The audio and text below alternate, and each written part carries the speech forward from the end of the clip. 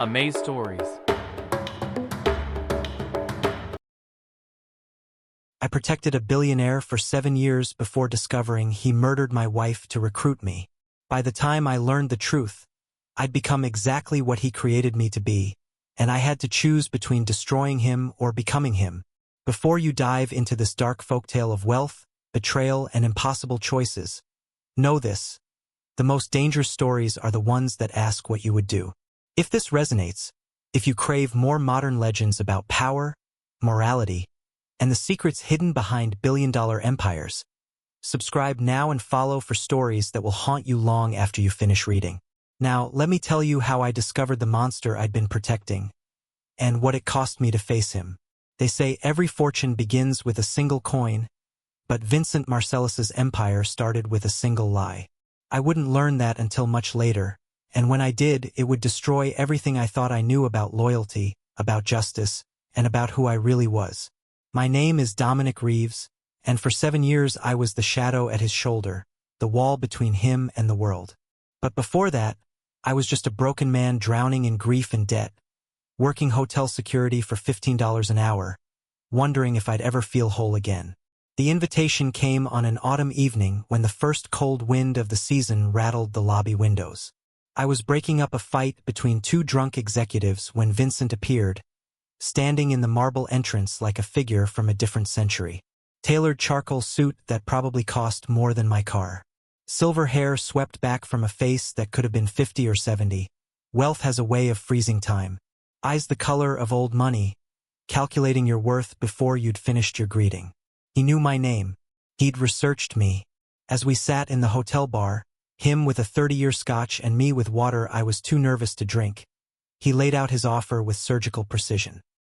"I need a man who sees threats before they arrive," he said. "Someone loyal. Someone who understands loss." My blood went cold. He knew about Sarah, my late wife, the medical bills that had turned from thousands to hundreds of thousands, the experimental treatments that hadn't worked, the funeral I'd paid for with credit cards. Vincent slid a contract across the table. The salary made my vision blur. $250,000 a year. Housing provided. Sign-on bonus of $100,000. Enough to pay off every debt, every hospital bill, every painful reminder of the year I'd spent watching my wife die in sterile rooms that smelled of disinfectant and despair. "I lost my wife too," Vincent said softly. "Let me give you purpose again, Dominic." I should have asked why loyalty mattered more than skill. I should have questioned why a billionaire would personally recruit a hotel security guard. But grief makes you stupid. Grief makes you grateful. I signed the contract that night. Vincent smiled and shook my hand. "Welcome to the family," he said. "In folktales, the devil always knows exactly what you need." Vincent's world was a territory unto itself, and he filled my empty life with purpose in ways I'd never imagined. The penthouse occupied 4 floors of the Helix Tower, a blade of black glass and steel that cut into the sky. All glass walls overlooking the city, art worth more than small nations, furniture that looked like sculpture. Every surface gleamed. It was wealth that didn't need to announce itself. But more than luxury, Vincent gave me belonging. In those early weeks, he'd ask about Sarah. Not performatively, but genuinely. What made her laugh? How we met? The dreams we'd had. He listened like her memory mattered, like keeping her alive in conversation was sacred work. And on the 1-year anniversary of her death, I found a single white orchid on my desk. Her favorite flower. No card. Just that acknowledgement that someone remembered, someone cared. My duties were straightforward. Accompany Vincent everywhere. Board meetings, charity galas, private dinners with senators and CEOs. Trust no one. Observe everything. Ask no questions. I wore tailored suits now, earpiece always in, eyes always moving. The military training I'd received years ago came flooding back. I was good at it. Better than good. Vincent collected people like art. Pierre, the chef from Lyon who'd lost his restaurant to a fire. Alexei, the driver from Moscow whose family had been killed in war. Maya, the assistant who'd fled a violent regime. We never spoke about our lives before Vincent, as if we'd all been born the moment he chose us. There was an unspoken rule. The past was pain, and Vincent's world was the present. We were grateful. We were loyal. We were family. Vincent became the father I'd lost, the mentor who saw potential I'd forgotten. He'd ask my opinion on business decisions, teach me about art and wine. Money isn't the goal, he'd say. Legacy is what matters. But I noticed things. The way he never used the same phone twice. Quarterly meetings in complete darkness. Shipments at 3 a.m. And the way he sometimes looked at me with something that wasn't affection, something closer to regret. It happened during the blackout, during a summer storm that threw lightning like accusations. The storm took out power across 6 districts, and for 3 hours, the Helix Tower ran on emergency generators. Vincent was in Singapore. I was alone when I heard it. A soft mechanical click. The archive door, always sealed, always forbidden, swung open. I'd walked past that door 1,000 times. Solid steel, no handle, no visible lock. Off limits. But now it was open. Darkness beyond, offering an invitation I knew I shouldn't accept. I told myself I was checking for security breaches. I told myself it was my duty. The emergency lights flickered on, revealing a room of floor-to-ceiling shelves. And on those shelves, leather journals. Hundreds of them, each spine marked with a year in gold leaf, stretching back 4 decades. My hands shook as I pulled down the current year. Vincent's handwriting filled every page. Sharp, controlled. I flipped through entries about meetings and mergers until I reached one from 3 months ago. The Maya situation requires monitoring. May need to implement standard rotation protocol within the year. The phrase made my skin crawl. I pulled down the journal from 1991. Pages fell open to an entry marked with red ribbon. The Castellano merger complete. His accident ruled as expected. The board never questioned the break failure. In business, as in nature, the predator who hesitates starves. The room tilted. I sat heavily, journal in my lap, and started reading chronologically. Hours passed. The storm raged, and I discovered who Vincent really was, written in his own hand. The pharmaceutical patent that made his first billion, stolen from a researcher who died of an overdose 3 weeks after confronting him. The media conglomerate, built on silence purchased from a senator's family. The charitable foundation, a mechanism to move money beyond regulators' reach. But the entry from 7 years ago stopped my heart. The Reeves situation progressing as planned. Dr's wife's medical treatment sabotaged successfully. Hospital records altered. Infection introduced during routine surgery. She'll be gone within the month, and he'll be desperate. Perfect candidate, military background, destroyed enough to be grateful. The son is finally ready. I vomited in his bathroom, my body rejecting the truth. Sarah.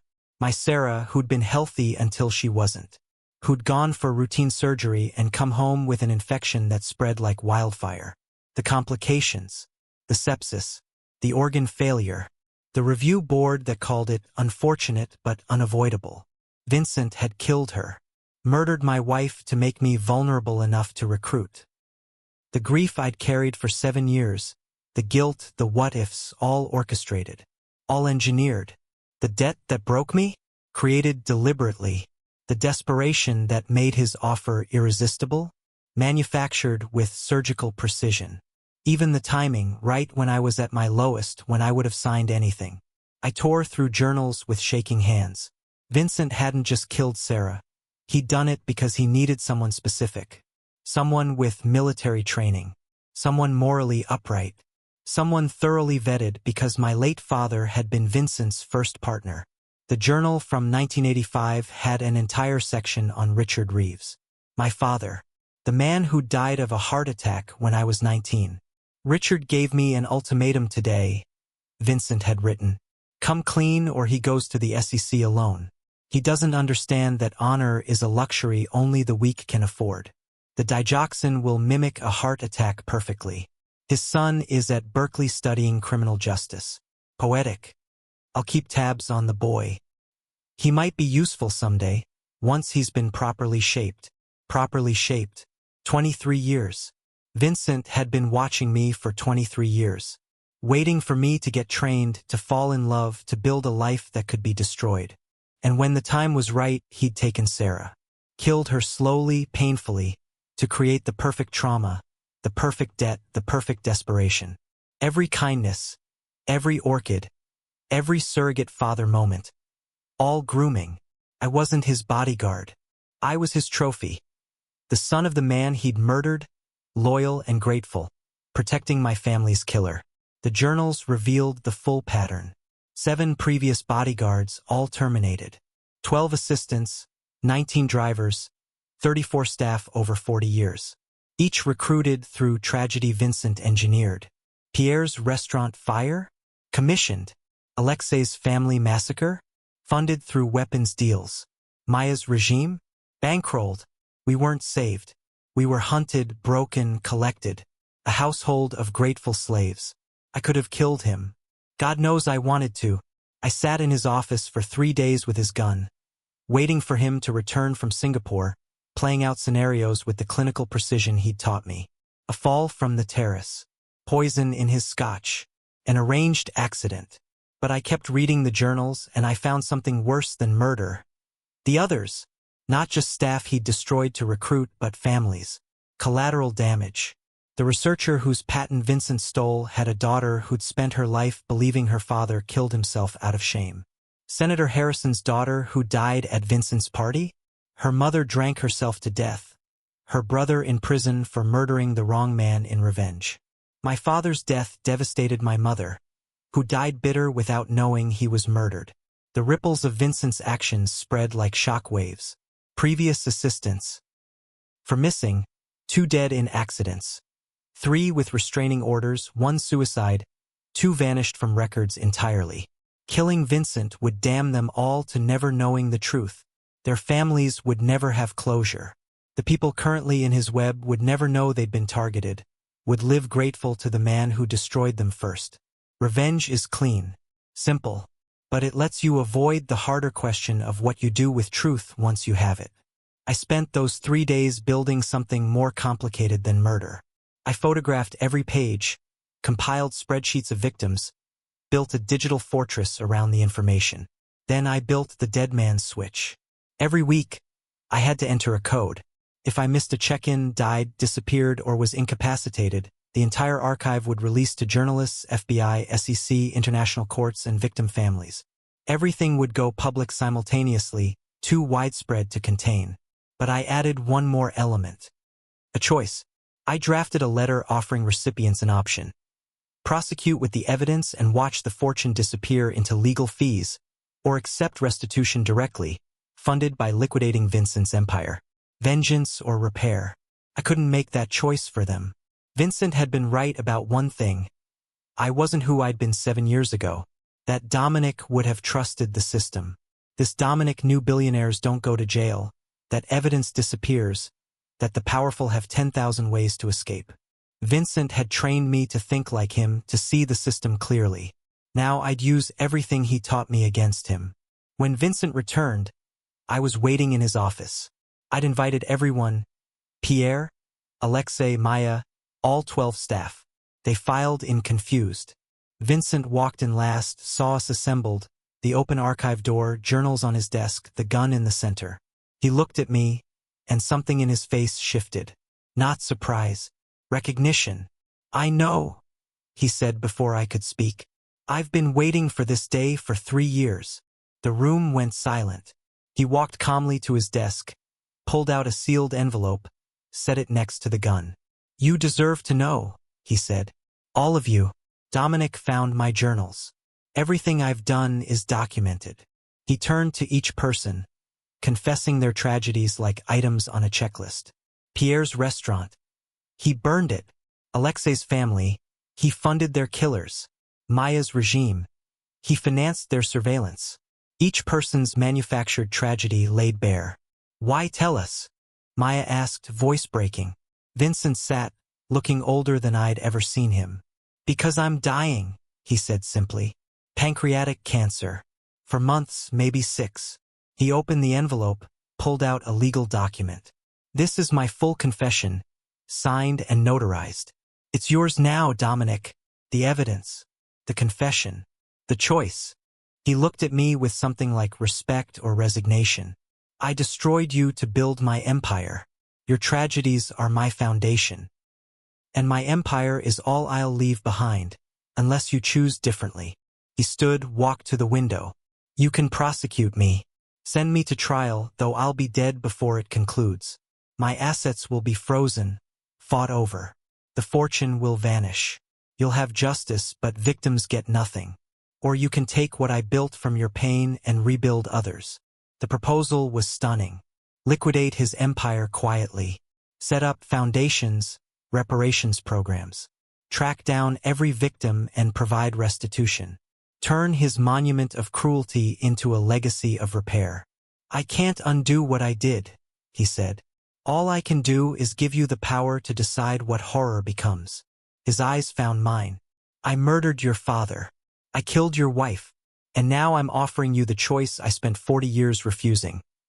Do you let your pain destroy more people, or forge it into something that might heal them? 3 years have passed.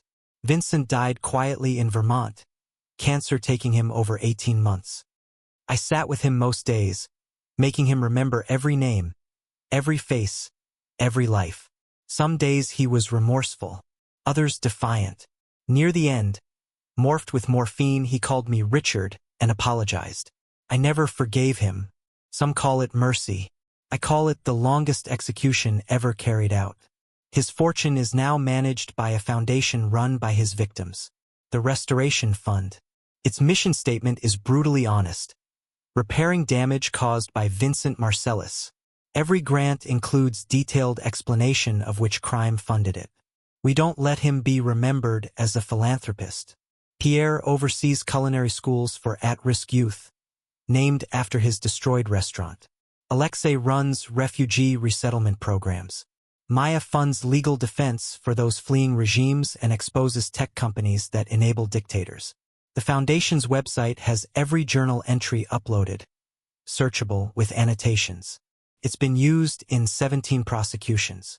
I find others like us, people destroyed by the wealthy, and give them resources, purpose, truth. No manipulation. Sarah's name is on a hospital wing specializing in preventing medical malpractice. My father's name is on an ethics scholarship at Berkeley. Vincent's final words haunt me. You'll have to decide. Am I the villain who destroyed you, or the tool you used to rebuild the world? Because you can't be both victim and architect. He was right. The best thing I've ever done came from the worst thing done to me. I'm both victim and beneficiary. The money that funds every good work is soaked in blood. This is a billionaire folktale. The moral isn't about good defeating evil. It's about whether we let pain destroy us or forge us into something that heals others. Vincent built an empire on broken people. We took it and built a cathedral of second chances. Every day I live with the truth. I'll never know if this is redemption or sophisticated revenge. If I'm honoring Sarah and my father or dishonoring them by using blood money for good works. Some nights I'm convinced I've become him. Other nights Sarah appears in dreams, proud, and I wake crying. The foundation will outlive me, distributing every penny until 2095. The final grant will fund a memorial garden where every victim's name will be carved. Not Vincent's, just the people he destroyed. The foundation's motto, from ashes, something grows. Not something beautiful or pure, just something. An acknowledgement that creation and destruction are partners. And our job is nudging the balance toward life instead of death. You've reached the end of this billionaire folktale, but the questions don't end here. What would you do with blood money? How do you build something good from evil? When does justice become revenge and mercy become complicity?